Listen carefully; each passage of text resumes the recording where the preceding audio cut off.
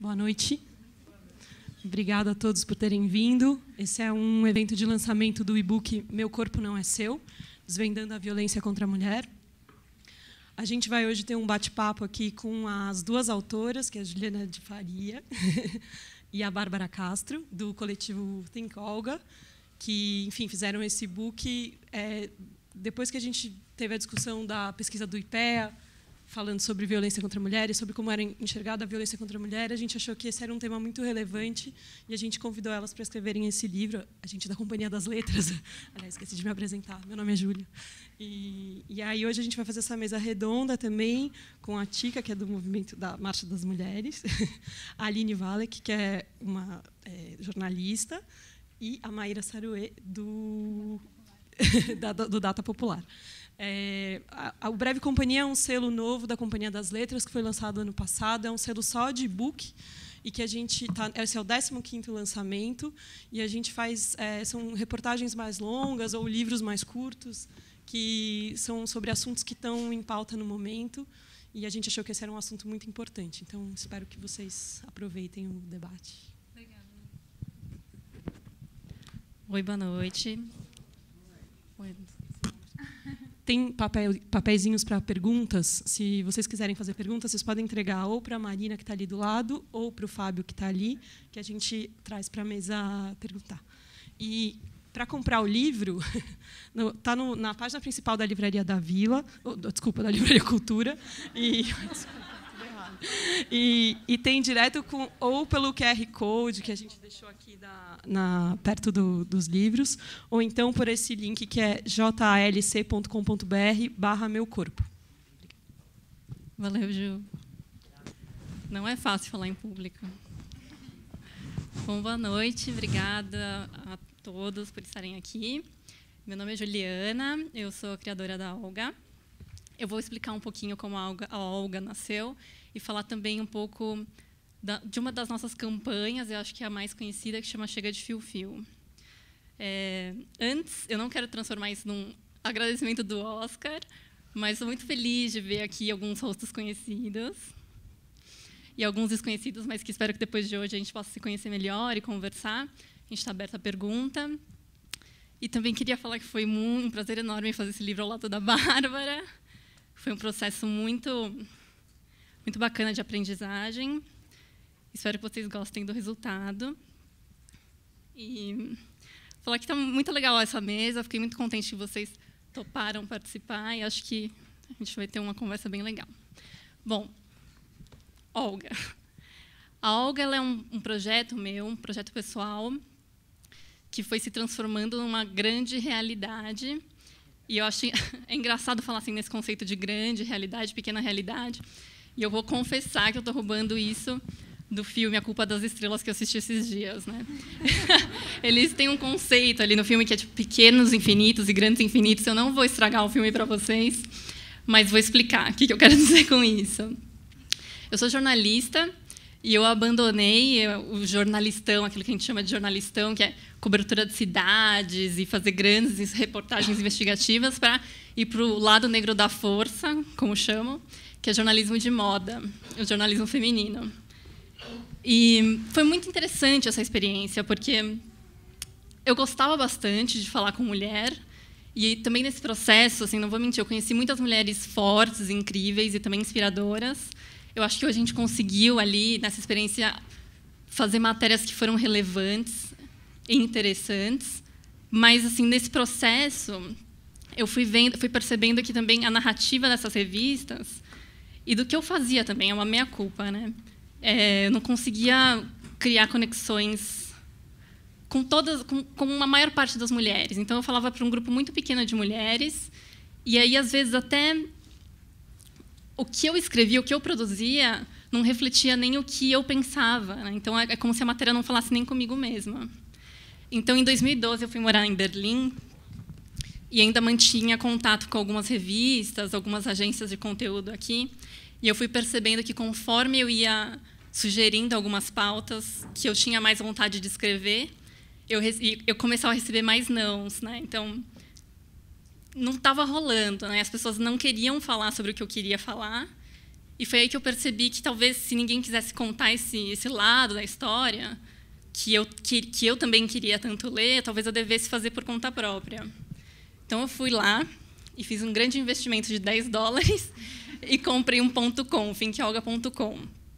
E aí que eu explico essa ideia da pequena e da grande realidade, porque foi aí que esse sonho virou uma pequena realidade, porque eu começava a criar conteúdo que eu acreditava e que eu achava que, sem querer também ser prepotente, mas eram assuntos que eu achava que fazia sentido para mim e para outras mulheres, e realmente fazia, porque depois eu comecei a receber um feedback muito bacana de mulheres que gostavam do que estavam lendo, né? Então, foi muito gratificante. Não eram só meus amigos, eram pessoas que eu não conhecia escrevendo, falando que era muito bacana. Então, foi muito legal poder ter essa chance de escrever sobre assuntos que faziam sentido para mim, como, por exemplo, o assédio sexual, né? Esse debate acabou desaguando na campanha Chega de Fio-Fio. Então, a Olga, ela começou com conteúdo, e acho que hoje a gente conseguiu, às vezes, extrapolar o conteúdo e também fazer ações e campanhas, e a gente fez um editatom, e agora a gente está fazendo esse e-book. Então, é bacana, sabe? Acho que a gente conseguiu sair dessa parte de apenas criar posts e falar o que a gente poderia mudar no mundo e na conversa com mulher, para realmente tentar buscar essas mudanças, né? Na Olga, a gente discute quem é essa mulher moderna, quem é a mulher de hoje, o que ela quer, qual que é a necessidade dela, muitas vezes sem ter resposta, mas acho que é importante a gente fazer esses questionamentos, fazer essas perguntas para tentar bolar, né? Para tentar, em algum momento, chegar a essas respostas. Mas acho que fazer essas perguntas, muitas vezes, é mais importante. Bom, um dos nossos braços é a Chega de Fio-Fio. Ela é uma campanha contra o assédio sexual, como eu falei para vocês. E o assédio sexual, assim, meu marido está ali, toda vez que eu falo sobre isso em entrevistas, é engraçado, né? Ele fala assim, você tem que explicar o que é assédio sexual. E, realmente, né, até pouco tempo atrás, a gente não sabia o que era, né? Então, sempre falo, é esse approach que não tem consentimento, que é de muitas formas, ele é grosseiro, não tem respeito, né? Desrespeita as mulheres, que intimida ou traumatiza. Pai, você vai atender o celular agora enquanto estou falando? Olhem para ele, vamos fazer um shaming ali.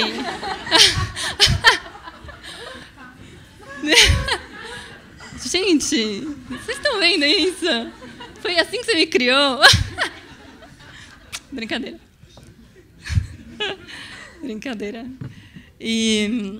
Então, eu explico que é esse approach, que é desrespeitoso, mas é engraçado como a conversa já mudou e como a gente já entende o que é esse assédio sexual, e também de uma forma negativa, e muitas vezes eu nem preciso mais explicar, as pessoas já sabem do que a gente está falando.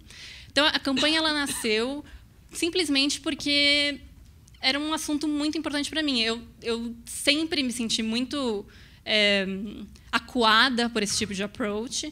A primeira vez que isso aconteceu comigo, eu sempre conto também, eu tinha 11 anos. Quando eu tinha 13 anos, eu já era o que eu sou hoje. Assim, eu já era, tipo, sei lá, uns 10 centímetros menor. Mas, então, eu sempre sofri essas investidas como se eu fosse adulta, né? Com 13 anos, também, um cara puxou meu braço, me empurrou na parede e falou altas besteiras. Foi bastante, assim, intenso para mim. E eu nunca achei que eu pudesse falar a respeito disso de uma forma negativa, né? Porque nessa primeira vez, quando eu ainda era uma criança, eu tinha 11 anos e eu sofri esse assédio, uma adulta, uma senhora, me parou na rua e ela viu que eu estava chorando, e ela me perguntou por que eu contei que tinha sofrido esse assédio. E ela me falou que eu não tinha que levar isso como uma coisa negativa, que quando eu tivesse a idade dela, eu ia estar dando graças a Deus para receber essas cantadas, e que então eu tinha que ficar muito feliz e aceitar como elogio. Então, na hora eu parei de chorar, engoli, fiquei com vergonha de mim mesma, 11 anos, né? Fiquei com vergonha de mim mesma de estar sendo assim tão infantil, e segui em frente. Então, hoje eu tenho 29 anos. Quando eu tinha até eu fazer 27 anos, eu nunca falei sobre isso. Quando acontecia, eu abaixava a cabeça, acho que como outras mulheres, e achava que isso tinha que ser aceitado como uma coisa que acontece, uma coisa normal. Então, quando eu tinha 27 anos, 2 anos atrás, né, uma amiga minha, uma colega, que queria muito que ela estivesse aqui, porque eu sempre falo que a Chega de Fio-Fio nasceu nesse momento. Então, ela entrou no Facebook e simplesmente fez um status ali no Facebook falando: fui assediada hoje, um cara, sei lá, puxou meu braço, isso é um absurdo, e eu não queria que minha filha, nem tinha filha na época, nem tem hoje, mas ela já estava desejando, né? Que eu não queria que minha filha vivesse isso nesse mundo, não queria que ela vivesse nessa cidade, né? Em que os homens têm essa liberdade de tratar as mulheres dessa forma. E eu fiquei chocada, não consigo acreditar. Eu falei, nossa, foi a primeira vez que eu vi alguém falar tão publicamente sobre assédio. E eu fiquei, nossa, não acredito, que corajosa, imagina, né? Tipo, um status no Facebook. E eu mandei, nessa hora eu mandei inbox para ela, falando assim, isso acontece comigo, isso também me magoa, isso me machuca, isso me dá medo, que bom que você falou. Quando eu voltei para o status, tinha passado 5 minutos, já tinha uns 300 likes e outras 100 meninas dividindo histórias. Então, aquilo foi muito significativo para mim, porque eu vi que bastava uma pessoa falar a respeito, né, poder transformar essa dor e essa vergonha em palavras para que outras pessoas se abrissem. Aí eu falei para ela, vamos fazer alguma coisa. Ela falou, vamos fazer alguma coisa. Então, vamos fazer alguma coisa. A gente não fez nada, né? Passou um ano. E aí teve aquela história do Gerard Thomas, eu sempre conto isso também, não sei se vocês lembram, mas uma paniquete... Eu não lembro o nome da paniquete, mas ela foi entrevistada... Obrigada. Universitários. Nicole Balsa, ela foi entrevistar o Gerard Thomas e ela estava usando um vestidinho e o cara achou por bem colocar a mão embaixo da saia dela, né? Então foi muito chocante para mim quando eu vi aquilo, mas foi mais chocante ainda no dia seguinte, porque eu abri meu Facebook e tinha um monte de gente concordando com o que ele tinha feito. E não eram desconhecidos na rua, eram amigos, chefes que eu admiro, familiares, não meus pais, tá? Familiares. Então, aquele monstro na rua que assedia, que me dava medo, na verdade, é o cara que a gente conhece, né? É o cara que trabalha com a gente, que a gente acha que é inteligente, que é massa, que é gente fina. Então, foi muito chocante para mim. Então, aquela bolha, né, de achar que é sempre o cara com o gorro na rua, que a gente não vê a cara, né? Na verdade, não. Ele está muito mais perto. Aí eu estava em Berlim nessa época, então estava do outro lado do mundo, também não tinha dinheiro, nada mudou, né? Só estou desse lado do mundo agora, continuo não tendo dinheiro. Mas eu queria muito fazer alguma coisa.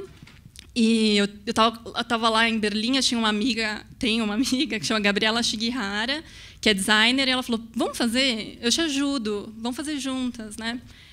Eu tentei vender essa pauta, chega de fio-fio, para alguns veículos de comunicação, que negaram, porque acharam que era politicamente correto. Eu fiquei super frustrada, e ela que me deu força. Ela falou, vamos fazer, eu te ajudo, eu faço as ilustrações. A gente fez as ilustrações, e a ideia é que a gente pudesse mandar essa mensagem de uma forma lúdica, colorida, bonitinha, assim, tem, tipo, sei lá, um unicórnio e tal, mas a mensagem era muito forte. Tipo, assédio sexual é uma violência, é a violência mais visível, né, a mais pública e mais bem aceita contra a mulher, e a gente sabe que isso é uma violência. Agora a gente sabe que é uma violência e a gente quer dar um basta.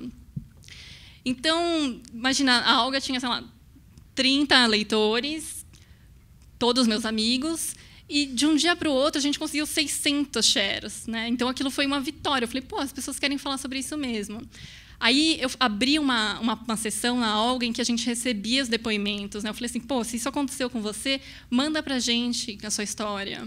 Por alguns motivos. Um deles que era para tentar empoderar essas pessoas, essas meninas, a falar sobre isso, né? Então você retoma o poder, você vai falar essa história com as suas próprias palavras e não vai ter mais vergonha, né, de falar sobre isso. Tentar superar essa vergonha. Isso é normal. Quando a minha amiga lá no Facebook escreveu, eu também não tive coragem de escrever, eu tive que mandar um inbox para ela. Então, a ideia era que pudesse falar sobre isso sem vergonha, né? E também, de alguma forma, gerar alguma empatia nas pessoas, porque é muito genérico você falar sobre cultura do estupro, mas quando você vê uma história de uma pessoa que estava na linha verde, que você pega todo dia e que sofreu uma encoxada, isso é muito diferente, né? Eu acho que você começa a entender de verdade o que está acontecendo.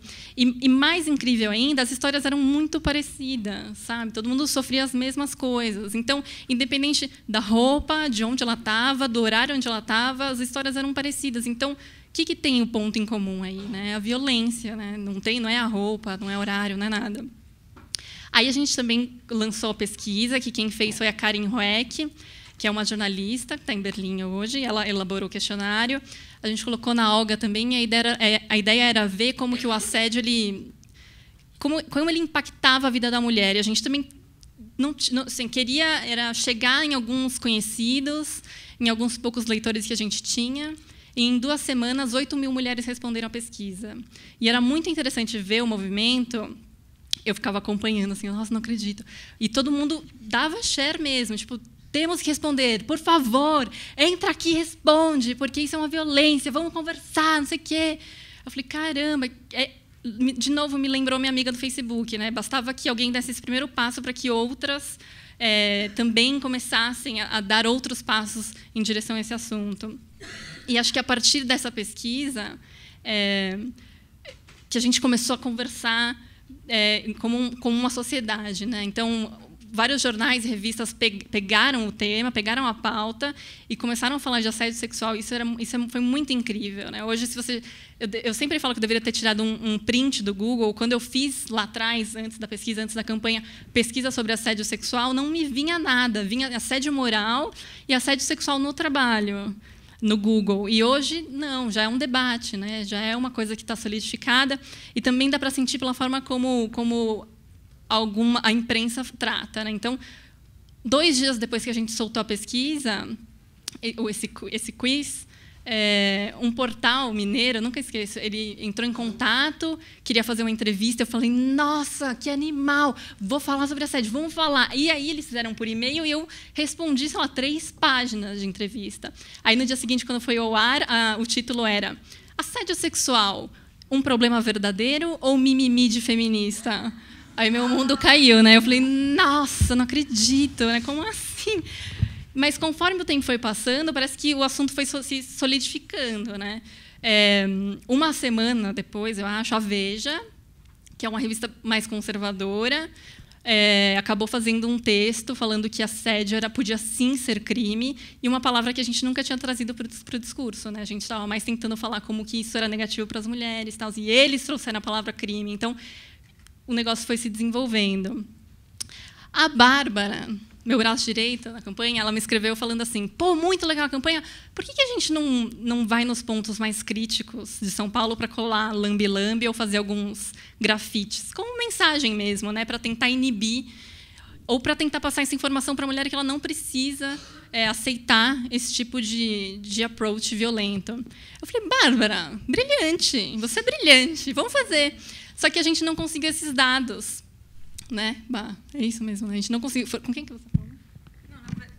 Enfim, na verdade, são dados sigilosos. Você não pode acessar lá onde foi que aconteceu o caso de estupro, onde foi que aconteceu o caso de assédio.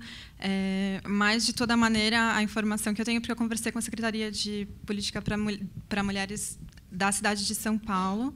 Secretaria? Nem sei se tem esse status, né?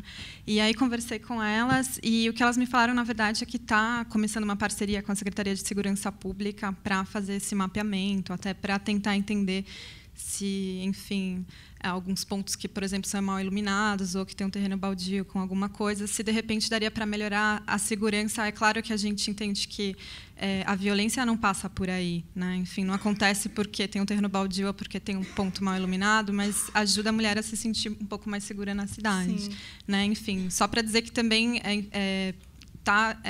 tem um movimento dentro da Secretaria de se articular com a Secretaria de Segurança Pública para fazer esse mapeamento, né, trazer para o público grande também. Mas até aquele momento a gente não tinha nenhum dado mesmo, realmente. Aí... Bom, e a gente ia esperar esses dados? Não, vamos fazer por conta própria. Como? Um mapa colaborativo. A gente lançou recentemente, já faz 1 mês. Então, é uma ferramenta que qualquer pessoa pode entrar para fazer um PIN em qualquer lugar. Como a gente usa a ferramenta do Google, então a gente tem todas as ruas do Brasil. Então, você vai fazer um PIN onde você sofreu essa violência. Quando eu abri a parte dos testemunhos na Olga, eu não recebia só coisa de assédio, só depoimentos de assédio. Eu comecei a receber depoimentos de outros tipos de violência contra a mulher. As mulheres queriam falar sobre isso de alguma forma. Então, estupro, violência doméstica, ameaça online, de ex-namorado, não sei o quê. Então, quando a gente criou esse mapa, também para tentar mapear essas áreas mais problemáticas, a gente expandiu o tipo de violência. Então, a gente colocou também ameaça, intimidação, atentado ao pudor, violência doméstica, estupro. Foi interessante também que a gente acabou pensando que queria contemplar, na verdade, violência de gênero, né? Então, incluiu o crime de homofobia, transfobia. Também foi contemplado, tem um ícone lá para crime de racismo também, porque a gente queria, enfim, expandir, já que a gente estava fazendo o instrumento, pelo menos expandir para outras formas de violência que se fundamentam na desigualdade, né? Enfim, e aí... Não, perfeito. Então, e assim, a ideia era sempre ter esse olhar de transformação, né? Nunca é olhar o mapa e falar assim, gente, aqui na Paulista não passem, porque tem 100 denúncias de assédio. Não é isso, né? É por que tem 100 denúncias de assédio aqui? É porque não está bem iluminado, como a Bárbara falou, ou é uma casa noturna que, sei lá, que eu sempre falo isso, que os seguranças também não estão preparados para tratar desses casos, ou tem muito, por exemplo, tem muito atentado ao poder, eu estava notando esses dias, no Parque do Ibirapuera, né? Então, não é para vocês deixarem de ir, mas é para a gente tentar entender por quê. E, entendendo por que esses locais são problemáticos, aí sim a gente pode buscar mudanças que sejam mais eficazes, né? E acho que também é uma coisa que eu sempre penso numa outra dimensão, assim, que é, na verdade, mostrar... acho que o mapa ajuda menos a gente até a falar quais são os lugares mais perigosos da cidade, porque até é um uso que é enviesado, né? Enfim, a gente tem que pensar em quem tem acesso à internet, quem tem acesso ao computador, quem tem o domínio também desse capital tecnológico, né? De conseguir usar o aplicativo, ter acesso e conseguir acessar esse aplicativo. Mas acho que, para além disso, acho que o que está sendo interessante, na verdade, o uso que tem sido feito é também de desmistificar essa ideia de que a violência está longe da gente, né? Que a violência de gênero está longe da gente, que a violência da mulher está longe da gente. Porque sempre quando a gente conversa com alguém sobre isso, a ideia é sempre que isso que é uma coisa que acontece com outra pessoa, que não acontece dentro da sua família, porque a sua família é uma família estruturada, ou tem essa ideia também conservadora, né, de que se você tem uma família heterossexual com pais, com pai e mãe, que ainda são casados, né? Enfim, com papéis tradicionais de gênero, talvez essas coisas não aconteçam, né? Essa ideia mais conservadora do que é a família, do que ela representa. Quando, na verdade, acho que o interessante também não é nem tomar esses lugares como os lugares mais violentos da cidade, né? Mas também mostrar como que é disseminado, né? Como não tem, como a mulher que sofre violência é uma mulher de classe alta, de classe média, de classe baixa, né? Uma mulher branca é uma mulher negra, é uma mulher lésbica, é uma mulher heterossexual. Então, é um pouco também tirar o véu aí de uma série de um senso comum e de um estereótipo também que existe de acerca... quem sofre e de quem pratica. Exato, também, também, isso é fundamental. Né? E acho que é isso. Acho que a Bárbara pode seguir falando um pouco do livro também, ou do que mais você quiser. Né? Acho que eu só vou me explicar, enfim, minha inserção nessa história, porque a Ju é minha amiga já há 4 anos. E, na verdade, eu me inseri na campanha, mas de uma forma meio reativa, depois que eu comecei a ver um debate que estava sendo construído contrário à ideia de que existe assédio no espaço público e de que isso é uma violência, né? E muitas pessoas que estavam diminuindo a campanha, dizendo que, na verdade, isso não era um grande problema, que não deveria ser considerado um grande problema. E foi aí que eu me inseri nesse debate, que eu conversei com a Ju, falei, poxa, mas a gente não pode deixar morrer nessa pesquisa, não que fosse a ideia dela também inicial, mas talvez construir outros tipos de ações, né? Pensar em outras coisas que talvez a gente possa desenvolver. E aí tem uma série de pessoas que já começaram a conversar com a gente, né? De dizer, não, vamos desenvolver oficinas em escolas, oficinas de gênero, tentar levar esse debate para dentro do espaço também, né? Tem umas amigas nossas que trabalham com educação popular, que também estão querendo levar até o mapa, enfim, para mostrar como que ele funciona, mas que, na verdade, a intenção não é dizer usem o mapa, né? Porque a gente não quer... Acho que, na verdade, tem uma contradição de querer que as pessoas usem e não querer que as pessoas usem porque a gente não quer que ninguém faça registro, porque a gente não quer que ninguém sofra violência, né? Mas, enfim, acho que o mapa, na verdade, vai ter essa função... A gente quer que ele tenha essa função de gerar debate, né? De aquecer aí o debate acerca da violência contra a mulher. E aí, só para dizer que, enfim, na verdade, eu sempre me preocupei com a questão da temática de gênero, na verdade, numa perspectiva mais acadêmica, porque, enfim, sou socióloga, fiz aquela carreirinha bem tradicional, fiz iniciação científica, mestrado, doutorado, e aí meu tema de preocupação de pesquisa sempre foi trabalho e gênero. Também, e aí, por que isso tem a ver com violência contra a mulher? Porque a minha ideia, e, enfim, a ideia que está no livro também, era de tentar entender quais são as raízes, né? O que causa, no final das contas, o que gera essa violência e por que ainda existe desigualdade entre os gêneros, né? E acho que minha perspectiva, enquanto socióloga do trabalho que se preocupa com viés de gênero, sempre foi essa de tentar investigar essa desigualdade que existe dentro da estrutura ocupacional, dentro da estrutura salarial do país, né? E, enfim, minha pesquisa foi sobre um setor específico, que é o setor de TI, que tem poucas mulheres atuando. E aí fiz várias descobertas, né, de como, por exemplo, existem nichos dentro do mercado de TI que reproduzem os papéis tradicionais de gênero, né? Então, as mulheres ocupam os cargos mais relacionados à habilidade de comunicação, porque eles dizem a mulher sabe lidar melhor com o cliente, com problemas, enfim. Enquanto os homens ficavam ali na área mais hard, mais associada com tecnologia. E, enfim, eu acho que meu papel aí na campanha e no livro foi, na verdade, tentar construir junto com a Ju essa narrativa de problematizar a origem, né, da violência contra a mulher. E aí por isso que acho que tem esse subtítulo meio que desvendando, não é?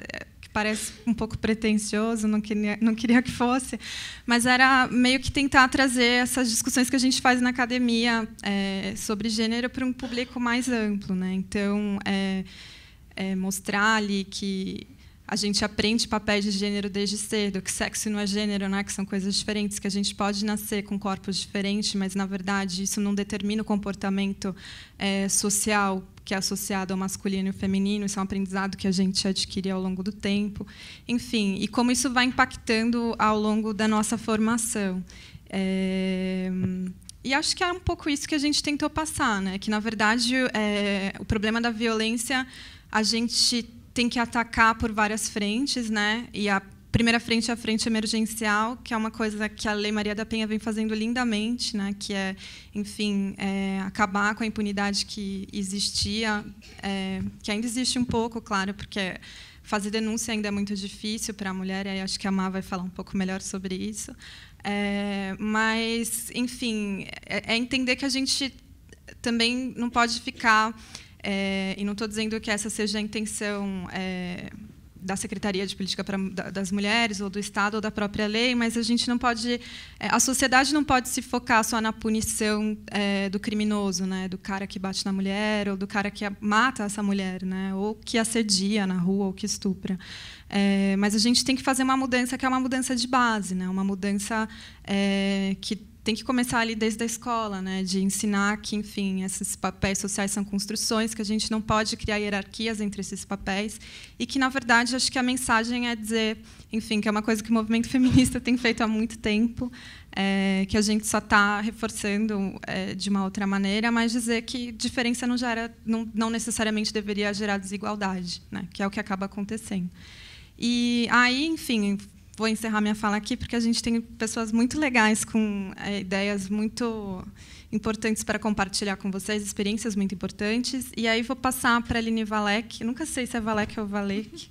Valek, mas Valek. Pode ser não Valek, é nenhum dos dois. Valesca, já me chamaram também.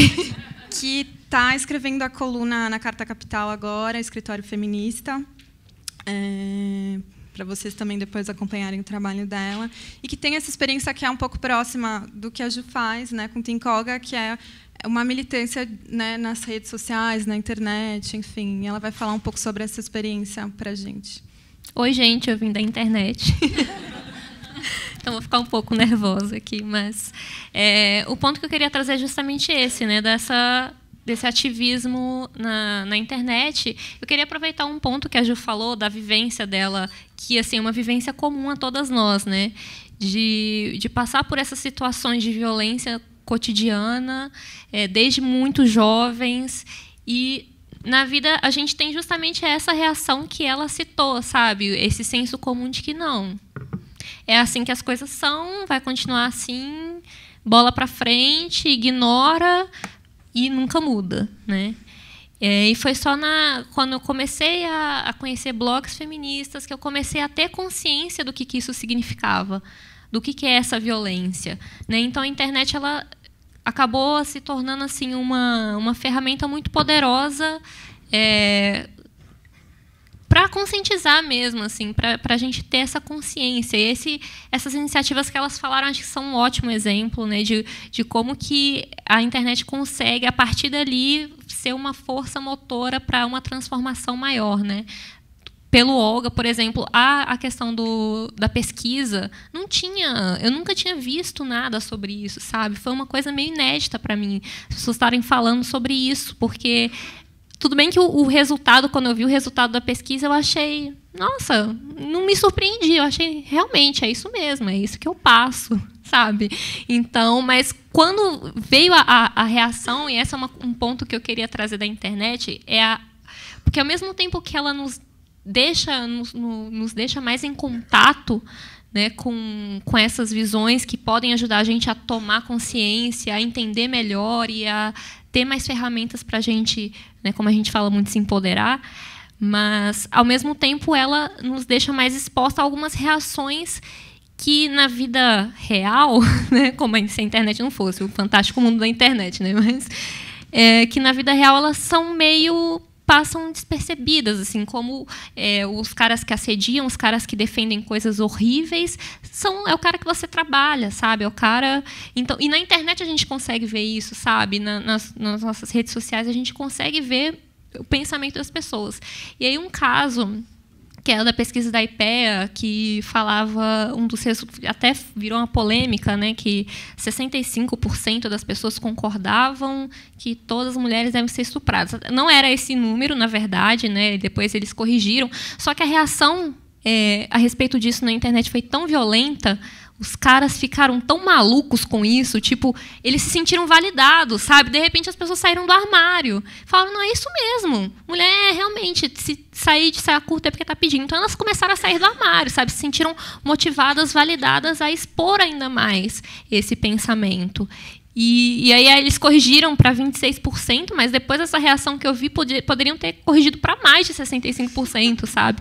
Foi muito grande. Então, ao mesmo tempo que tem essa questão de nos tornar mais próxima dessas iniciativas, também mostra esse outro lado, né? E, assim, a internet, como todos os outros aspectos da vida, é um meio onde a gente está sujeito à violência, né? Quando a gente fala violência, a gente pensa...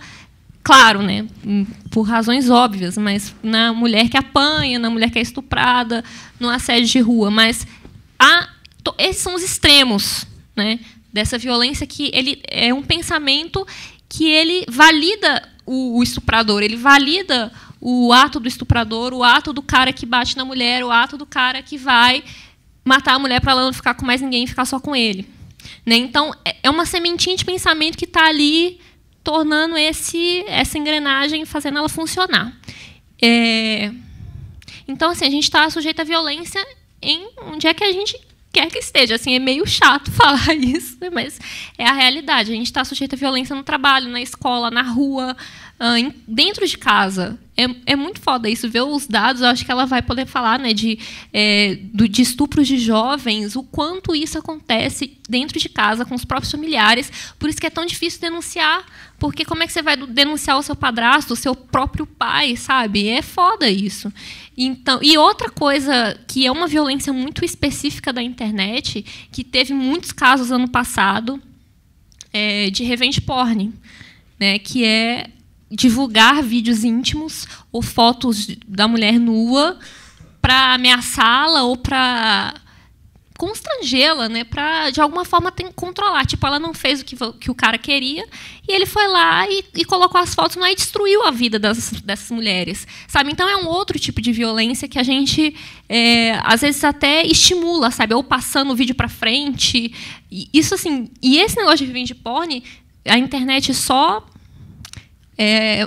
assim, potencializou, porque eu lembro que na minha época de colégio, que ainda nem tinha esse boom de internet, sabe, já tinha esses casos de revenge porn, e a menina ficava mal falada, sabe, ficava com xixinhos. Então, só de concordar com isso, sabe, de não fazer nada para isso, você está ali de alguma forma, né, validando esse comportamento, sabe? Não quebra esse ciclo da violência. E a violência, ela encontra várias formas, né, de acontecer. Não sei mais o que falar.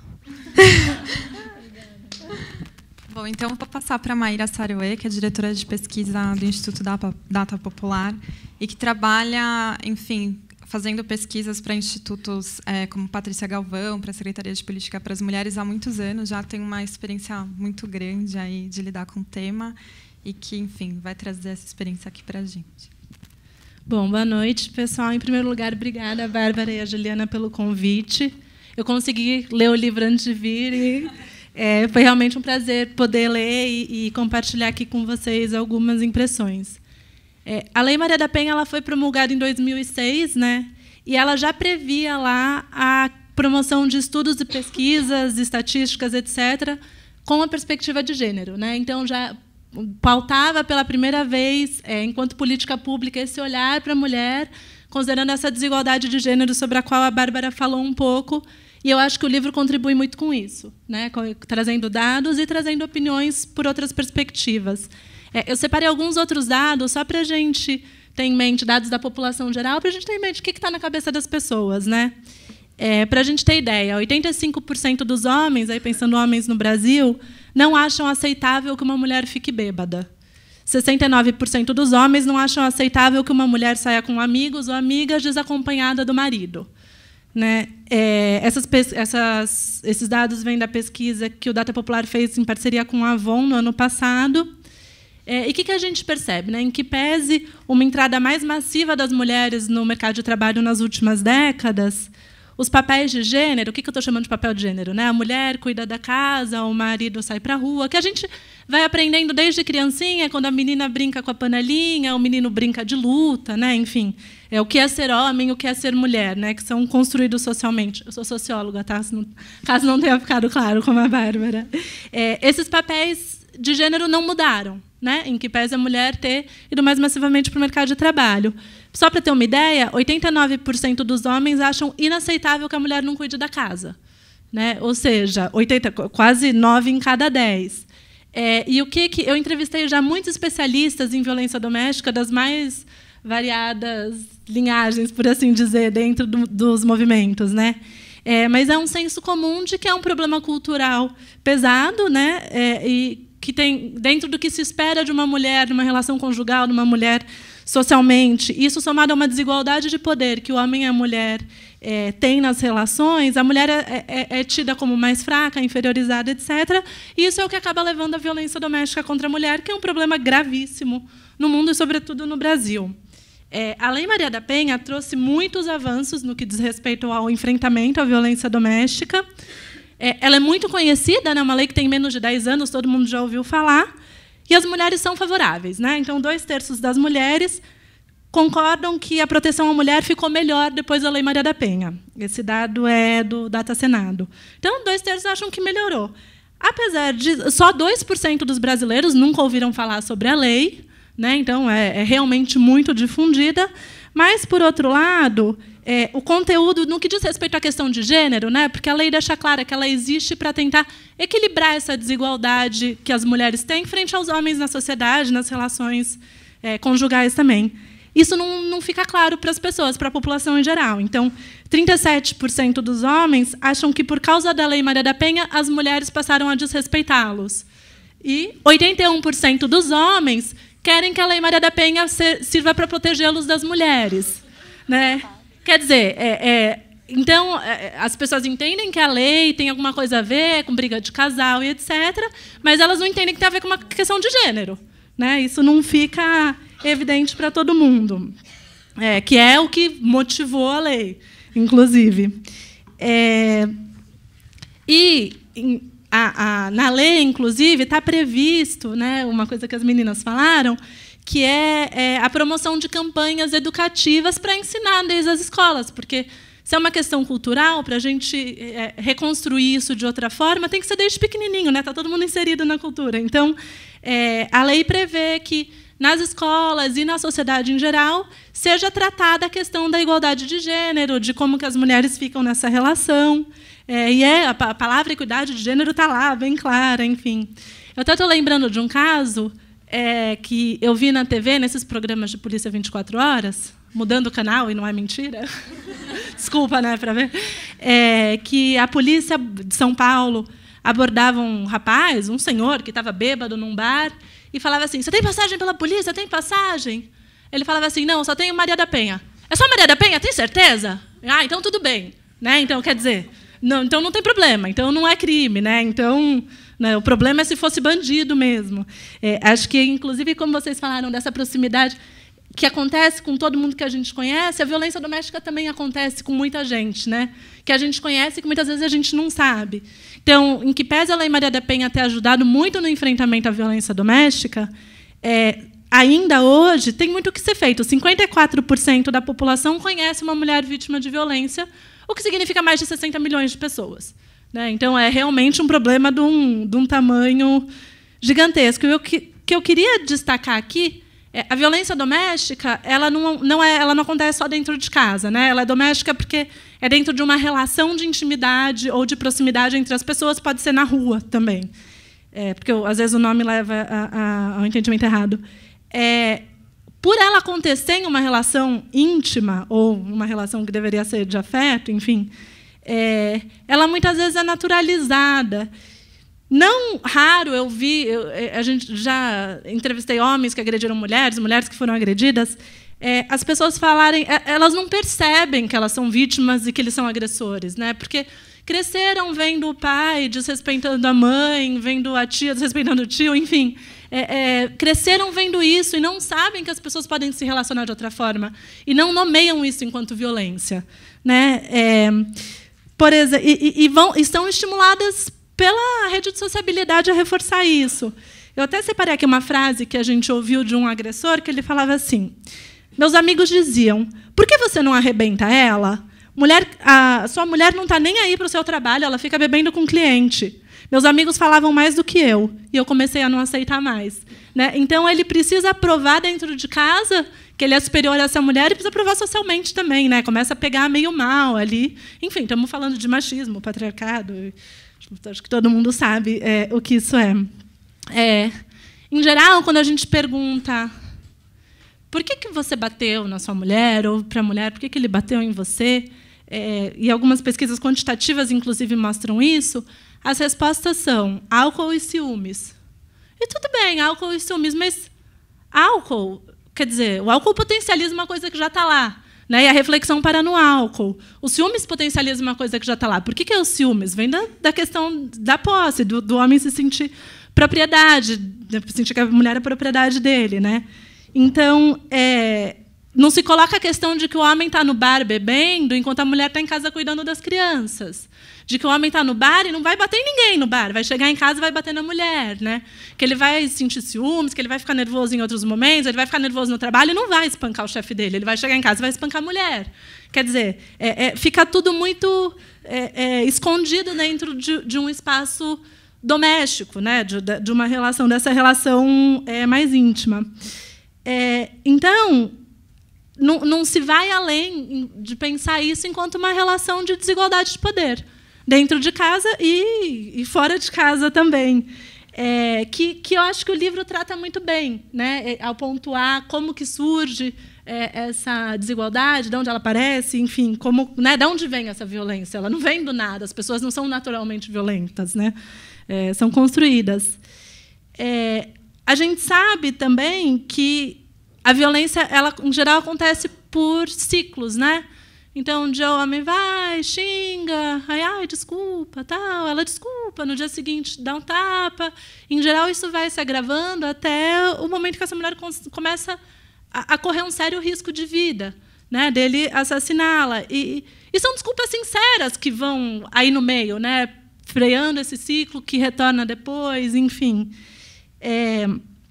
E o que eu acho mais problemático, o que eu queria trazer aqui, é que por trás dessa relação, por trás da violência doméstica, tem uma relação de afeto. Isso complica muito as coisas, né? Porque, enfim, ele agride, mas eles dormem na mesma cama todos os dias, né? Enfim, eles têm uma relação íntima, eles têm filhos. E não é trivial para essa mulher, em primeiro lugar, reconhecer para si que ela está sendo vítima de uma agressão. Porque isso significa ela reconhecer para si que o casamento dela fracassou, né? Esse é o primeiro passo que não é trivial. Depois dela reconhecer para si que o casamento não deu certo, ela precisa reconhecer publicamente. As pessoas vão falar, e os relatos sempre apontam para isso, mas o que você fez para você apanhar do seu marido? Né? Como que você deixou a situação? O que está acontecendo? Né? Essa vítima vira uma nova vítima do problema. E aí, para essa mulher ainda superar essas etapas e fazer uma denúncia, 60% dos brasileiros falam que o que acontece se você acionar a Lei Maria da Penha? O agressor vai preso. Né? Então, a maioria das pessoas tem isso na cabeça. Então, quer dizer, o pai dos filhos, o marido, ela vai mandar para a cadeia, né? Que é isso que ela imagina, e com medo ainda dele sair e sair de lá muito mais agressivo. E outra coisa que acho que o livro trata bem também é a questão de como que essa mulher é recebida na delegacia da mulher. Né? Ela chega lá e é desencorajada pelo policial ou pelo delegado ou delegada. Ela é desencorajada a fazer a denúncia. Você tem certeza? Volta para casa, esfria a cabeça. Né? Enfim, e são questões muito complicadas. Claro que eu não estou falando que a mulher não deva denunciar. Pelo contrário, né? O que a gente precisa é trabalhar nessa rede de apoio para a mulher que é agredida ter mecanismos melhores para denunciar, que está previsto na lei e que está sendo feito, né? Com a velocidade mais ou menos rápida, mas e que, enfim, está sendo feita. Estou falando isso porque eu acho que o que as campanhas trouxeram, várias campanhas que são feitas há muitos anos contra a violência doméstica contra a mulher, trouxeram como efeito, por exemplo, 70% das mulheres acham que as mulheres sofrem, 70% acham que as mulheres sofrem mais violência dentro de casa do que fora. Né? Então, isso, para mim, é resultado de anos de trabalho de campanhas, etc., de enfrentamento à violência doméstica. Né? Isso já está muito claro. Enfim, o que eu estou querendo dizer aqui? Né? O primeiro passo para essa mulher fazer a denúncia quando ela é vítima de violência doméstica é ela conseguir admitir para si de que ela é uma vítima, de que aquilo não é normal, e, enfim, conseguir desnaturalizar aquela violência, entender que é uma violência de fato, que não é uma relação normal. E o que eu acho que tem muito a ver com o livro, quando a gente pensa, e com a campanha Chega de Fio-Fio, eu acho que é tão necessário quanto a gente desnaturalizar a questão do assédio sexual. Né? Quer dizer, não é normal o que acontece nas ruas. Né? E as mulheres precisam entender isso, porque o primeiro passo para você enfrentar é você reconhecer aquilo enquanto um problema. E eu acho que a campanha colabora muito para isso, assim como o livro. Né? E, nesse sentido, fiquei muito feliz de ver as iniciativas para problematizar a questão como tal. Claro que a gente tem um longo caminho para percorrer, sobretudo na questão de educação de gênero, né, que é um trabalho de base, mas, enquanto isso, a gente precisa de mecanismos como a Lei Maria da Penha, que, por exemplo, hoje é tudo muito desarticulado. Se a mulher está sofrendo uma ameaça de morte evidente, tudo bem, ela tem mecanismos para conseguir se afastar do trabalho, ela tem 6 meses de licença maternidade, de licença do trabalho, o governo dá essa licença do trabalho para ela conseguir ir para casa-abrigo, que também existe, só que existem em poucas cidades. E, por exemplo, muitas vezes a Secretaria de Educação não tem agilidade para mudar os filhos de escola. Então, essa mulher vai buscar o filho na escola, o marido chega lá e mata. Né? Enfim, a gente tem avançado muito nessa questão mais urgente de evitar que essas mulheres morram vítimas da violência de gênero. Né? E acho que são coisas paralelas. Né? A gente agora precisa também pensar nessa mulher no espaço público, que ela está sendo vítima. Enfim, fica como reflexão. E parabéns pelo trabalho, meninas. Acho que contribui bastante nesse sentido. Obrigada.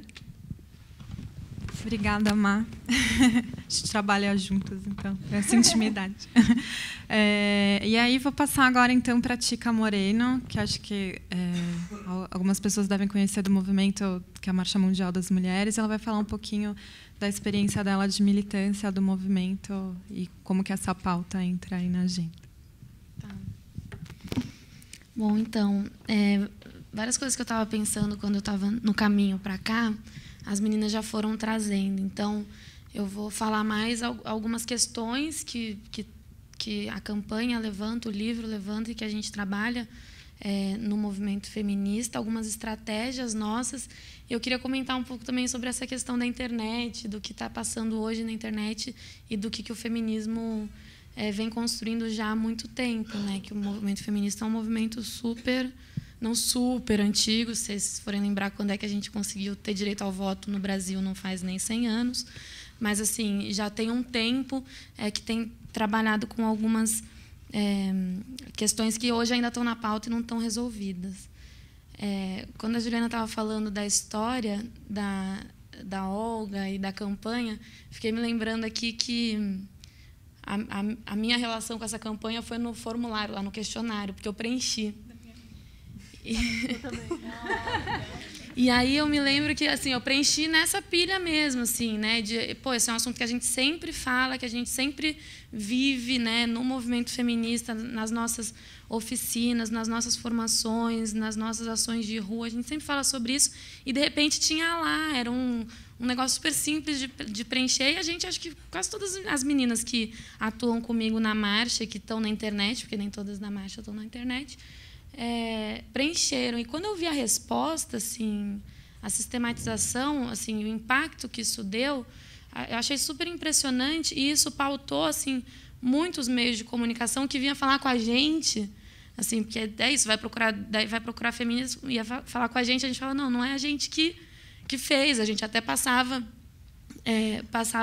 o link, porque tinha gente que só sabia de ouvir falar e não tinha o link.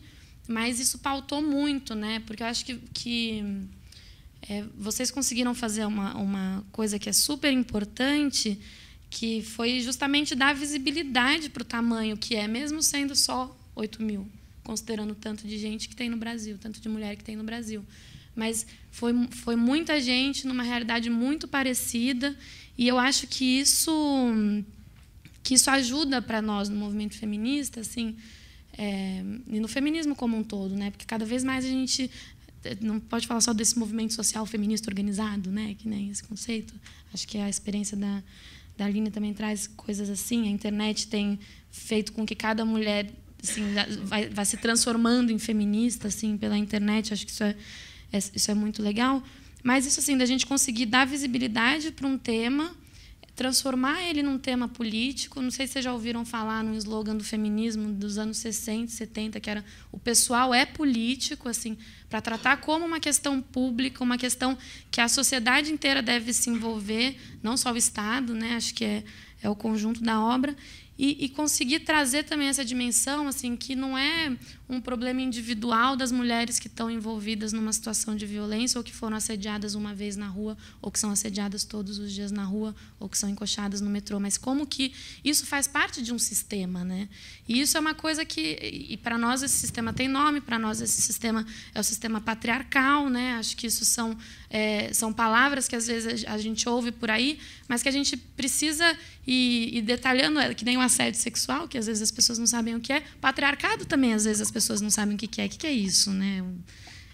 Para a gente, o patriarcado, o sistema patriarcal, é justamente esse sistema em que os homens controlam individualmente e coletivamente o corpo, o trabalho, a sexualidade das mulheres.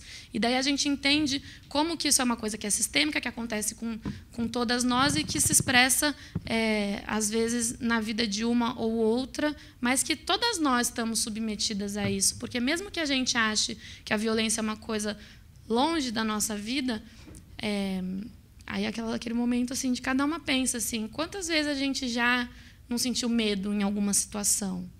Né? Assim, quantas vezes a gente não deixou, às vezes, de fazer uma coisa ou de voltar de uma festa mais tarde porque a gente estava com medo? Ou quantas vezes a gente não se sentiu ameaçada mesmo? Né? Acho que isso é um aspecto que mostra que, assim, às vezes a gente não tem conscientemente essa ideia, mas como que a gente sabe que o patriarcado está na nossa vida e que a gente vive nesse sistema. Né? Então, acho que eu gostei muito desde a iniciativa da pesquisa e da campanha Chega de Fio-Fio mesmo, e até o livro que eu estava conversando com a Bárbara, assim, que eu achei muito bom, assim, isso de fazer uma abordagem que procura entrar nas causas, assim, não só faz um retrato da realidade, mas que tenta entender. Isso também tem a ver com que eu também sou socióloga. Mas, então, acho que isso de entender as causas é muito importante. Então, assim, para todo mundo, assim, vai atrás do livro, tenha um livro, porque ele dá argumento e vocês escreveram muito bem, assim, de um jeito que vai conquistando quem lê, assim, e é super difícil de falar sobre o tema da violência, porque é um tema que a gente se sente impotente, é um tema que mexe com a gente, e é um tema que, enfim, você precisa ganhar as pessoas para ele. Então, vou agilizar aqui em algumas questões, assim, que tem a ver com a nossa experiência de movimento, né? Então, uma coisa eu já falei, essa ideia da gente conseguir transformar num assunto político, num assunto público, né, numa agenda pública, uma questão que é vivida individualmente pelas mulheres no âmbito privado, nessas relações afetivas, e também esse aspecto do mundo público. E a outra coisa, assim, a importância dos relatos e isso da gente conseguir ler mulheres, ouvir mulheres que passaram por isso, e como que isso faz com que, às vezes, a gente passou por uma violência e entenda que passou por ela. Queria trazer aqui um exemplo que não tem a ver com assédio no espaço público, que tem a ver com os casos de estupro, que é uma iniciativa também na internet, que são fotografias das meninas que colocam as frases que elas ouviram do estuprador no momento do estupro. E se vocês entram nesse site, que eu não lembro o nome, esqueci de anotar, mas a gente pode lembrar até o final aqui, é impressionante como as frases se repetem, as situações se repetem, e a gente tem relatos, assim, de meninas que descobriram que foram estupradas, mesmo que a culpa não era delas, mesmo quando elas viram exatamente a mesma frase que elas ouviram quando foram estupradas. Porque essa questão da culpa, realmente, ela é muito introjetada em todas as mulheres, assim, né? Então, essa questão das mulheres se sentirem seguras para falar a partir do relato das outras, isso é muito importante. E uma estratégia do movimento feminista desde sempre, assim, é também apostar na solidariedade entre as mulheres, porque também assumir isso é mais do que colocar um post no Facebook. Tem alguns casos que a pessoa está enfrentando um trauma, e é uma coisa muito difícil, que às vezes o Estado, por mais que tenha avanços, não dá conta de resolver. Então, parte do feminismo é construir justamente essa solidariedade entre as mulheres para ajudar a segurar a onda, porque é muito difícil segurar a onda, né? É muito difícil você segurar a onda de entender que você foi violentada, de que você é violentada, de que a culpa não é sua, mas e que você pode superar. E como é que você pode superar, né? Então, como é que a gente vai construindo as condições das mulheres se sentirem fortalecidas para romper com o ciclo da violência, né?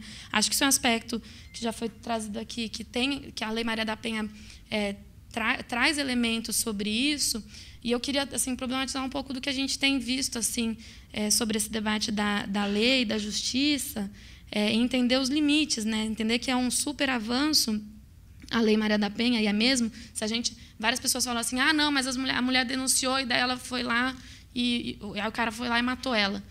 Mas a gente tem que mostrar quantas mulheres foram salvas, assim, pelas medidas protetivas da Lei Maria da Penha e tudo isso. Acho que isso é importante visibilizar.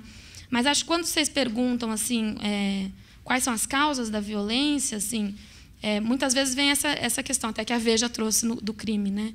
Será que é só a impunidade que gera violência, que mantém a violência?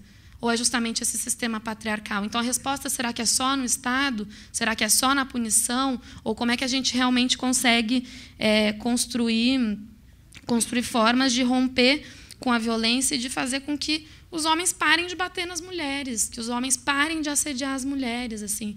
Porque isso a realidade é que isso não é que o cara estava esquentado, as meninas já falaram sobre isso, assim, é intencional. Todas as meninas que já sofreram assédio na rua, ou desde aquilo que é o mais o fio-fio, assim, vocês sabem que eles, às vezes, assim, mudam o tom de voz, assim, e fazem de um jeito nojento, assim, para colocar a gente naquela situação sempre, né? Então, tem uma intencionalidade ali. Não é porque ele não conseguiu se segurar, não é porque os homens têm um instinto incontrolável, é porque isso tem a ver com o que eles podem fazer, e o que eles podem fazer tem a ver com poder, assim, o poder que pode ser muitas coisas, né, além do verbo que a gente conjuga, né, mas assim, Entender essa dimensão da violência e do lugar dos homens na violência é super importante. Trazer algumas questões que a gente tem enfrentado como movimento na relação com o Estado e no enfrentamento à violência. Assim. Queria trazer duas, na verdade. Uma que me chocou muito quando eu entrei na Marcha Mundial das Mulheres, que a gente estava falando sobre isso da violência. E aí uma das reivindicações era que a delegacia funcionasse no final de semana e à noite. E daí você fala, putz, mas assim, se a violência acontece em casa, quando o marido chega, assim, sério que só funciona no horário comercial? As que tem?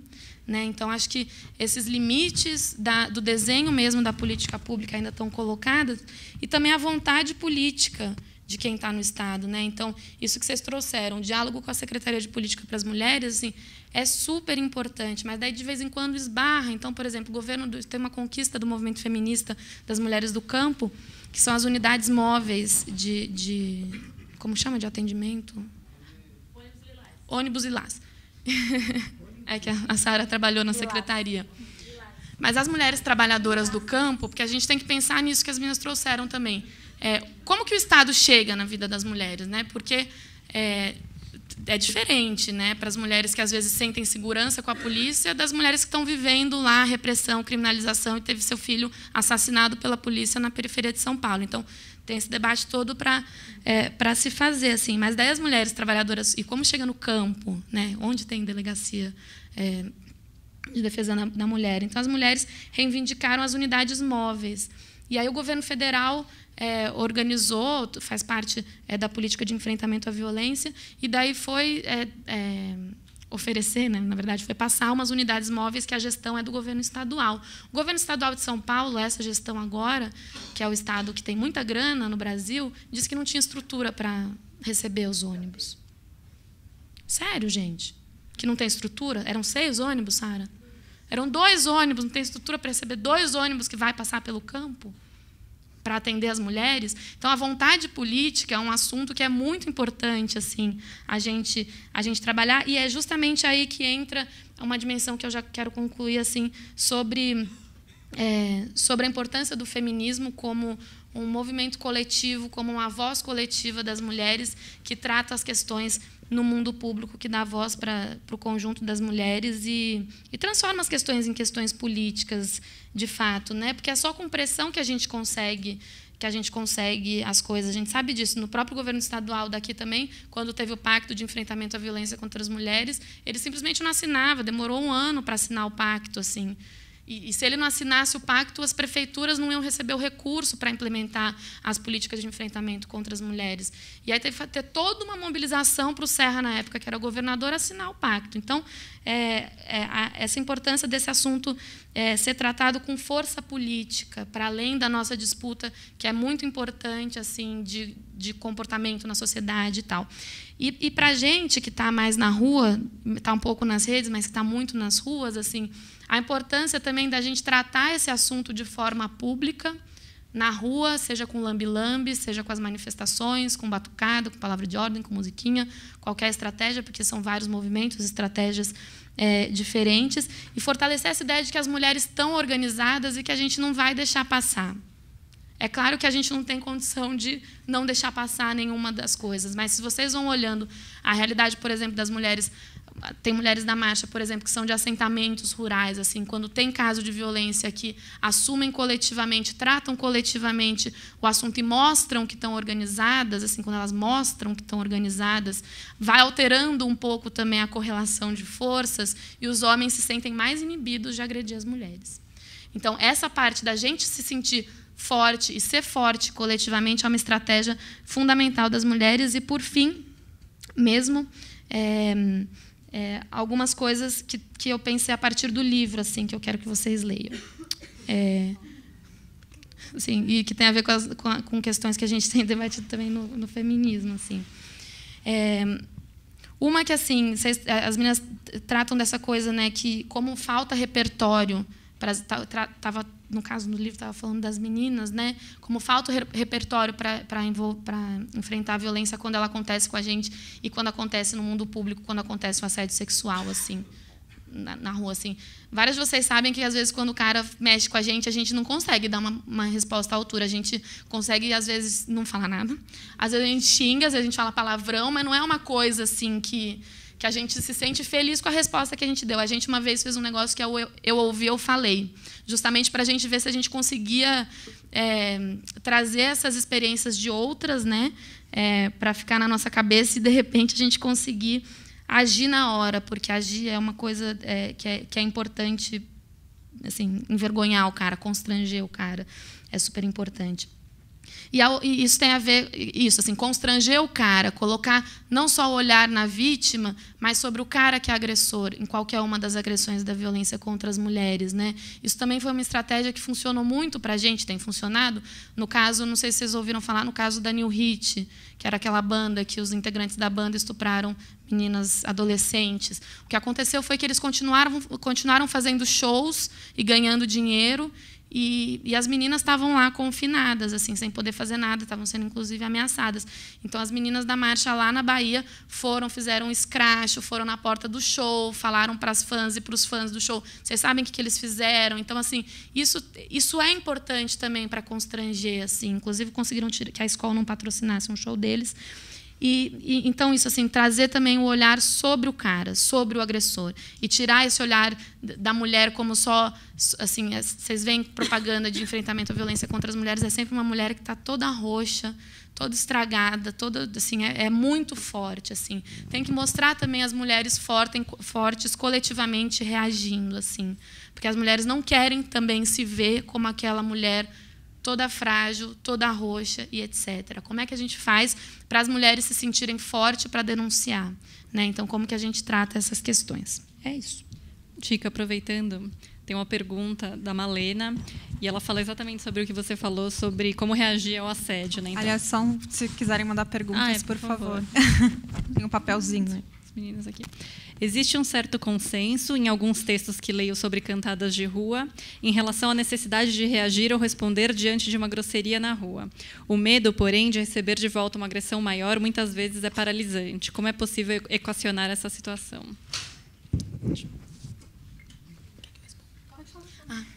Então, assim, não tem receita, né, gente? Eu mesmo sou dessas que de vez em quando não sei o que fazer. E olha que eu já sou feminista há um tempão. Ou seja, não é só também você ser feminista que resolve sua vida, porque os homens vão continuar fazendo isso e é um saco. Mas, assim, por exemplo, a gente, vou indicar para todas vocês, assim, todos não, porque no caso é uma coisa específica para as mulheres. A gente fez algumas oficinas de Wendô, que é autodefesa feminista, e que a gente aprendeu a andar na rua. Ó. Como é isso? Ensina. Não, assim, porque vocês têm que pensar assim, que várias vezes a gente anda na rua, assim, meio aquado com a mão no bolso, assim, e vai andando, não está percebendo, mas às vezes quando você presta mais atenção no entorno, você sabe que ali os caras sempre fazem alguma coisa, vai para o lado mais da calçada, mais da rua, assim, menos do muro, levanta a cabeça, tipo, fica firme, assim, e tipo, mostra que você está pronta para reagir, assim. Óbvio que os caras podem fazer alguma coisa de qualquer jeito, assim, mas isso deixa a gente mais segura em alguns momentos que a gente sabe que vai acontecer com a gente. Claro que eu estou falando isso em algumas realidades específicas, né? Não estou falando num lugar que não tem gente e tal.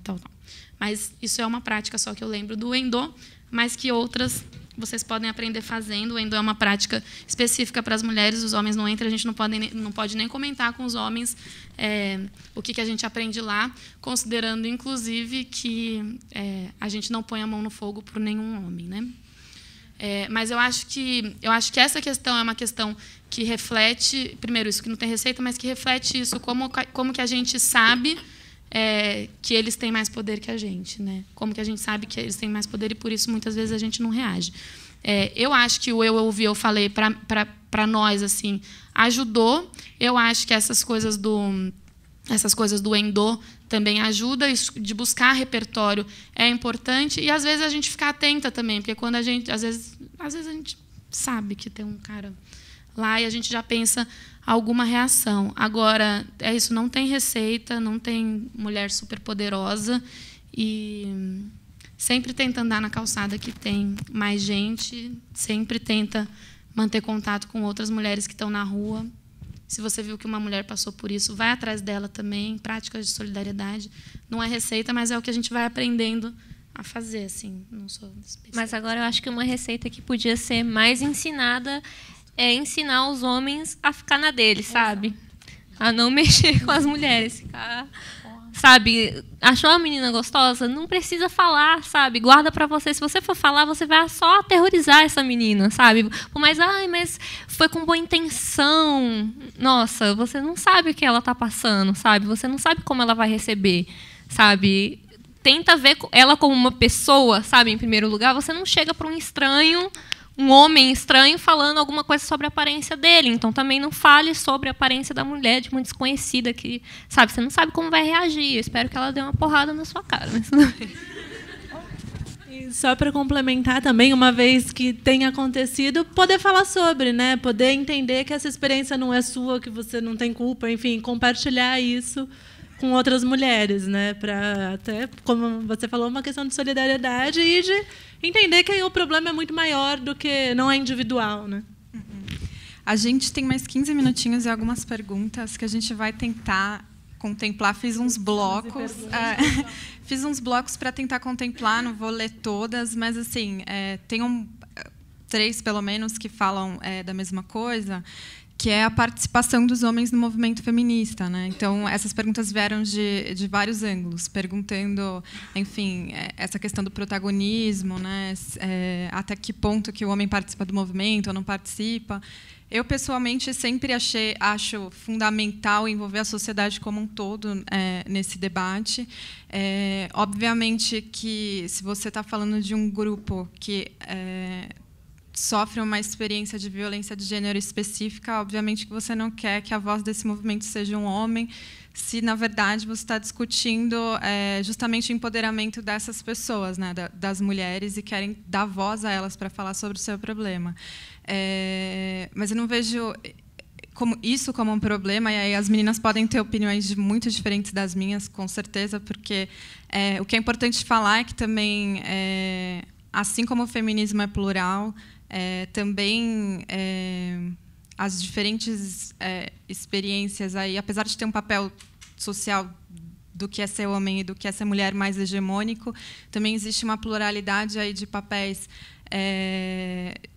sociais de gênero que são diferentes. É claro que a gente não está dizendo que todo homem que nasce é um homem machista, assim como a gente não está dizendo que toda mulher que nasce é uma mulher que tem essa experiência de negar essa relação de poder que existe, mas acho que o que é fundamental sempre é pensar o feminismo como... e aí já respondo a uma outra pergunta da minha perspectiva aqui, estou matando várias perguntas, só para falar que não falei sobre elas. Que sempre perguntam, mas o feminismo hoje é uma palavra que todo mundo acha super pejorativa, ninguém quer se associar ao feminismo. Eu sempre quero me associar, sempre que me perguntam, eu falo, mas e aí, você está com essas ideias de igualdade de gêneros, o que você é? Afinal de contas, você é feminista? Como se fosse uma coisa ruim ser feminista, né? E, na verdade, o que eu gosto de dizer sempre é que o feminismo busca, e sempre buscou desde o princípio, construir uma sociedade igual para homens e mulheres, né? Porque tem uma ideia muito difundida, muito erradamente, que, na verdade, seria uma inversão de papéis, né? De tomar o poder, sei lá, de alguma maneira, quando, na verdade, o que a gente quer construir uma sociedade que seja igual para homens e mulheres. Por isso que vem essa ideia da igualdade. Mas aí, se vocês quiserem se manifestar sobre a questão da participação. Posso? Eu só queria falar que eu entrevistei, me aproximei muito de 2 instituições que trabalham com homens agressores, que é o Instituto Nous e o Coletivo Feminista. Claro que olhar para os homens agressores não tira o olhar fundamental sobre as vítimas, né, sobre as mulheres, mas eles fazem grupos de reflexão com esses homens, onde eles vão desconstruindo a questão do gênero, né? Bom, por que você bateu na sua mulher? Porque ela me provocou. Não, mas o que ela fez? Ela não arrumou a casa. Mas por que ela tem que arrumar a casa? Né? E aí, enfim, vai, de alguma forma, no coletivo feminista, mais como eles costumavam ser indicados pelo judiciário para lá, de alguma forma, né? Era mais um caráter meio punitivo, mas eles saíam de lá sem esse caráter punitivo e muito contentes com a experiência. No Instituto Nous, muitos homens procuravam ou eram indicados pelas mulheres para procurarem. E acho que como a Bárbara disse, tudo soma, né? É claro que tem mulher correndo o risco de morrer, tem mulher sendo assassinada, mas esses homens vão voltar, né? A gente entrevistou um homem que ficou preso por 15 dias. Ele saiu de lá com muito mais raiva da mulher do que ele entrou, né? Então, a chance dele matar a mulher depois de ficar 15 dias na cadeia era muito maior do que antes. Então, acho que poder juntar, pensando na prisão, enfim, enquanto uma questão socioeducativa de fato, poder colaborar, ter esses grupos reflexivos que desconstruam os papéis de gênero é bastante importante também, né? Esse homem pode ficar preso, mas um dia ele vai voltar e, enfim, se ele não desconstruir isso, vai ser muito difícil ele, de fato, interagir socialmente de novo. Posso dar minha opinião? Não, eu também sou dessa ideia que tudo soma, né? Se o objetivo está bem claro, que é para acabar com a violência sexista, violência de gênero, violência contra a mulher, independente do jeito que a gente quiser chamar, acho que tudo soma. A nossa estratégia como Marcha Mundial das Mulheres é ser um movimento das mulheres, assim. E a gente entende que isso também soma, e isso é fundamental. Se a gente vai olhar todos os avanços das mulheres, assim, nossos, assim, desde o começo, assim, foi porque as mulheres se reuniram e decidiram o que era mais importante, qual estratégia era mais importante, como é que a gente ia fazer. A gente foi lá e fez. Óbvio que brigou, fez greve de fome, tem várias coisas assim para conquistar o direito ao voto, entre outros, assim. Mas acho que é muito importante, assim, a auto-organização das mulheres num sujeito coletivo que tenha condição de colocar as coisas nos termos que a gente quer colocar. Isso como movimento, e pensando em algumas coisas mais do processo mesmo de organização, do feminismo, quando a gente tem esse objetivo de fortalecer as mulheres como coletivo e tratar assuntos como violência, sexualidade, vocês imaginam alguma mulher se sentindo que está nessa situação, está numa roda de conversa, sendo coordenada por homem, ou às vezes com presença de homens, se sentindo totalmente à vontade para colocar? Então, isso tem que ser preservado, os espaços das mulheres, essa ideia das mulheres como sujeito político. Por outro lado, nós, na Marcha Mundial das Mulheres também, a gente trabalha muito em aliança com os movimentos sociais mistos. E tem uma experiência que acho que é super importante, que é da Via Campesina. A Via Campesina é um movimento internacional, e aqui no Brasil tem o MST, o MAB, que é o Movimento dos Atingidos por Barragem, o Movimento das Mulheres Camponesas. E a Via Campesina lançou uma campanha internacional contra a violência contra as mulheres. Isso é super importante. Tem cartilha, tem material de formação e etc.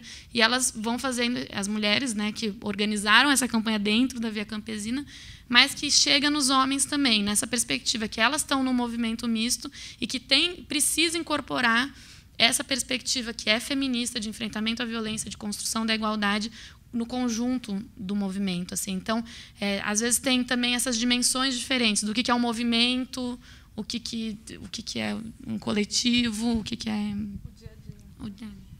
Posso só complementar o que a Tica falou, que eu achei bem legal. Eu acho, na verdade, sinceramente, bem chata essa pergunta, qual é o papel do homem do feminismo, porque torna o assunto homem.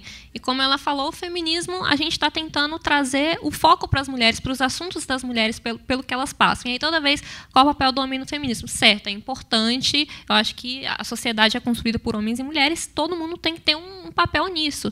Mas eu acho que antes de querer se reivindicar um título, né, tipo Sir feminista, tá declarado, um selo, eu acho que o papel do homem no feminismo é se educar e educar os outros homens, sabe? Antes de tentar pensar o que eu vou fazer no feminismo, nos movimentos, eu vou dar minha opinião, se educa primeiro, sabe? E é um trabalho diário, até nós, assim, né? A gente tem que passar por um trabalho diário de se vigiar, de o que eu estou falando, como que eu estou tratando essa outra mulher, sabe? Então, é um processo que eu acho que só isso aí já ajuda demais. Só para pegar um gancho da Aline, que teve outro bloco de perguntas, estou blocando, porque senão a gente não consegue fazer estratégia de assembleia. Que justamente pergunta isso, né?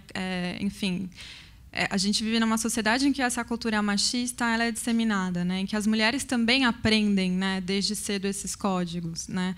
E aí tem algumas perguntas aqui pedindo para a gente tratar justamente disso, né? Que como existe também uma resistência de algumas mulheres, por exemplo, contra a resistência nos encoxadores do metrô, ou então, uma outra pergunta da Olivia, minha amiga, perguntando ali, também uma coisa que é bastante disseminada, que a gente sempre vê, que é culpabilizar também a mulher por disseminar essa cultura machista, né? Falar, mas a culpa é de vocês, porque são vocês que educam os filhos.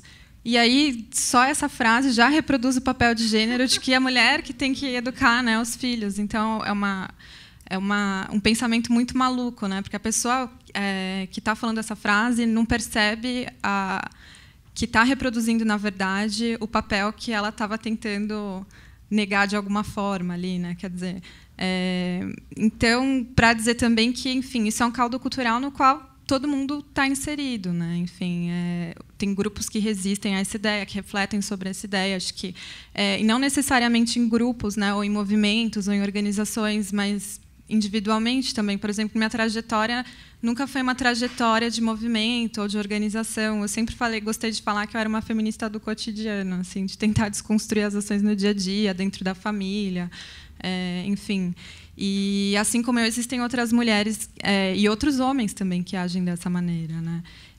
Enfim, então, para a gente pensar também que, claro que a gente não está dividindo o mundo em dois lugares, né? Que, como eu disse antes, existe uma pluralidade de posições, né? A gente está tratando, quando a gente fala, né, do machismo e da apropriação dessa ideia, a gente está pensando nessa ideia que é mais hegemônica, que acho que os números da Maíra trouxeram muito, assim, mostram muito claramente o que é isso, né? Enquanto, sei lá, acho que era 87%, né? Não lembro agora, mas cuidar da casa?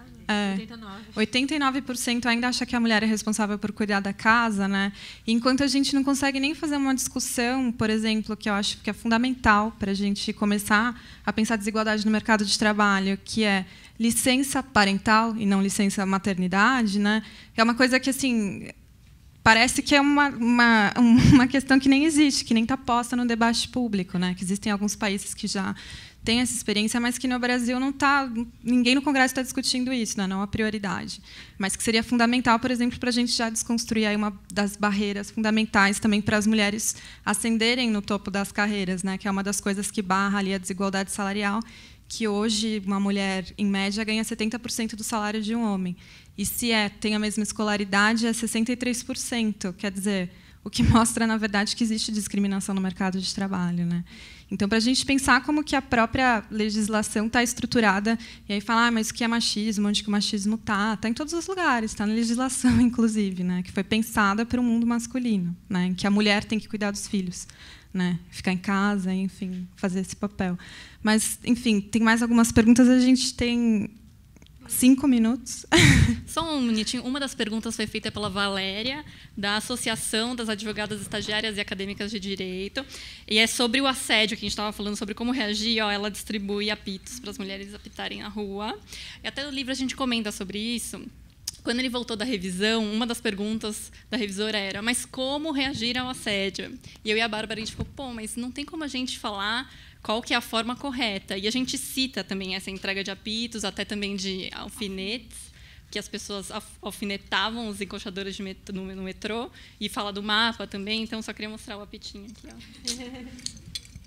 Próxima pergunta.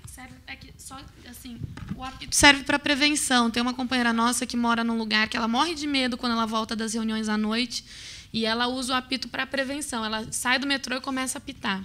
Não é só quando aconteceu, é já antes, assim. É que nem guardinha, para mostrar, eu estou aqui, eu vou apitar, você não mexe comigo. Não é invisível.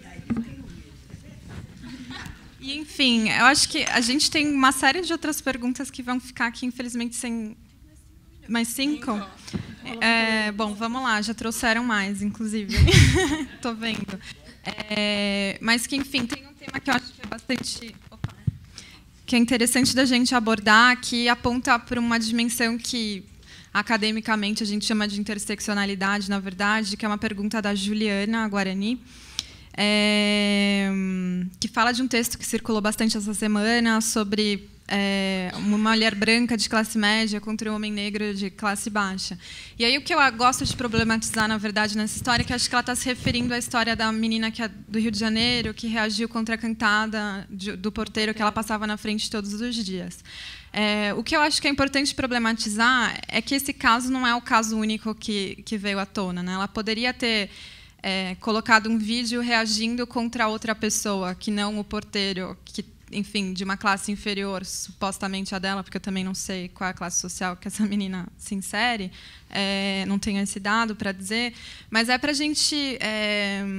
eu acho que sempre existe uma reação de dizer que só se reage contra o assédio, que as meninas só acham que é assédio quando vem de um homem que é de uma classe social inferior, ou que é negro, ou que é feio e ela não gostou, né?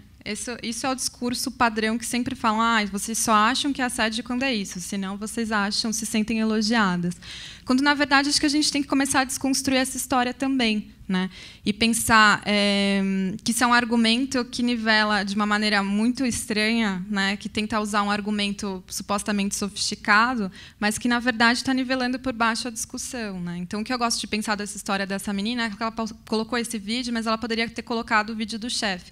Provavelmente não colocaria o vídeo do chefe fazendo a cantada, porque ela poderia ser demitida. Mas no ano passado, né? Teve o caso também da estagiária da CBN que denunciou o chefe, né? Então a gente consegue ver que o assédio ele vem, como a gente falou antes, qualquer mulher pode ser vítima e de qualquer tipo de homem, né? Então tem que desconstruir esse estereótipo mesmo, que homem negro e pobre é quem assedia. Não é verdade, né? E que só a mulher rica recebe esse assédio também não é verdade. A gente fala que as mulheres negras, que são hipersexualizadas também, sempre são vistas como esse objeto sexual. Então não, né? Então vamos tentar quebrar essas ideias, esses preconceitos que a gente tem, para entender que é uma violência que atinge todo tipo de mulher e pode vir de qualquer lugar. O que os especialistas em violência doméstica, e pensando no caso mais de violência doméstica, falam, as estatísticas mostram o que acontece em todas as classes sociais, mas, em geral, nas classes mais altas, por conta da escolaridade mais alta, costuma ser de uma forma menos visível pelos outros, né? Então, é uma ameaça, pode ter uma agressão física que demora mais, é desqualificar aquela mulher por inteiro, de uma forma mais requintada, por assim dizer. Enquanto nas classes baixas, pensando aqui em capital cultural, escolaridade, etc., isso costuma ser... como eles estão sujeitos muito mais à violência em todas as esferas, né? Inclusive a violência policial, costuma partir para a questão física mais rápido, né? A discussão vai mais rápido para o físico, enquanto nas classes mais altas tem... enfim, é violência da mesma forma, né? Então, talvez aqui, não sei se a mulher com uma escolaridade mais alta consegue reconhecer antes que ela está sendo vítima de uma violência, é possível que haja esse tipo de viés, né? E aí a importância dos movimentos de mulheres em falar para todo mundo, né? Sem escolaridade, que lê a internet, que tem acesso à internet ou que não tem, que isso é uma forma de violência, né? Acho que isso é essencial. Tem mais uma, acho que a gente fecha com uma, então, que veio, que está dentro disso. Não sei se você chegou a ler, foi essa que passou, mas que é uma pergunta que sempre vem do vagão. Enfim, que sempre que está se debatendo violência em espaço público chega, que é o que a gente pensa sobre o vagão separado para as mulheres, por exemplo, que tem uma experiência no Rio de Janeiro, que tem um vagão só para mulheres. Não sei se a Tica quer começar a falar. Eu tenho uma posição muito clara, mas vou deixar com ela. Surpresa no final. Não, bom, enfim, pela experiência de movimento, mas minha posição é contrária. E justamente porque eu não acho que isso resolve o problema. É claro que, enfim, aí a gente vai dizer, mas o que a gente faz no enquanto isso, né? O que a gente faz no enquanto isso é dizer que isso é uma violência e reclamar dessa violência e pedir para o Estado ações efetivas contra essa violência. Porque o que acontece muitas vezes quando se realiza essa experiência de vagões separados, também acabam acontecendo outras formas de violência, que é quando a mulher entra no metrô, que o vagão dela está lotado, né? Enfim, quando ela entra no vagão, que é o vagão misto, muitos homens falam: então, se ela entrou nesse vagão misto é porque ela queria mesmo sofrer o assédio, porque ela, afinal de contas, ela tem o vagão separadinho dela, se ela veio aqui é porque ela está afim. E além disso, um vagão, né? E como se a mulher não ocupasse espaço público de maneira nenhuma. E outra coisa também que é importante falar rapidinho, que é uma outra forma de violência que acaba acontecendo, que é a transfobia, né? Porque aí muitas mulheres começam a falar, mas e se tem a mulher lésbica que vai me assediar, né? Enfim, e são histórias reais, é um negócio que acontece o tempo inteiro de argumentos, assim, é o nível de argumentação que acaba rolando. Mas eu vou passar para a Tica, que acho que ela... Ufa, que bom que a gente tem a mesma opinião. Não, a gente também, na marcha, a gente é contra essa medida do vagão. E a gente foi numa reunião com o metrô e a CPTM e todo mundo. Aquela reunião que... Vocês já viram no metrô aquele negócio rosa que fala que assédio sexual é crime, denuncie? Então, a gente estava na reunião que tirou isso. A nossa proposta, se a gente pudesse desenhar, ia ser diferente, tá? Mas, enfim... A gente estava na reunião e uma das coisas é justamente isso. Eles são contra também, eles são contra por conta da logística, justamente porque eles falam que 56% ou 58% dos usuários é mulher. Então, assim, eles, pelo menos, os caras que estavam na reunião consideraram isso, que um vagão só não resolveria e que é impossível nesse metrô lotado, corrupto de São Paulo, você conseguir separar, porque todo mundo que já passou ali, ou na Luz, ou na Consolação, que vai para Paulista, ou enfim, vocês sabem, na Sé, em todas as...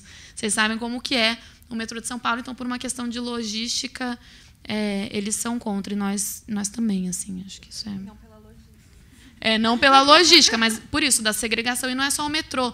Teve também uma proposta do ônibus rosa, que era um ônibus que nos horários de pico seriam só para as mulheres. A gente foi lá, se manifestou, aí o vereador foi lá e engavetou, porque ele nunca tinha pensado que isso podia ser segregação e que isso não ia resolver o problema. Então, tem uma série de coisas assim. A gente já fez também uma coisa que foi super legal, que foi o movimento anti-encoxamento. A gente chegou nos metrôs, colou uns adesivos falando sobre isso, falando alto como se a gente fosse vendedora dos trens, vocês sabem, né? Que as pessoas entram e falam isso. E foi super impressionante a recepção das mulheres que olharam para a gente e falaram, se identificaram. Então, acho que combater isso é fundamental hoje e lutar por um transporte público gratuito. Um transporte de qualidade e com um preço acessível e qualidade de vida e, enfim, vocês sabem tudo isso.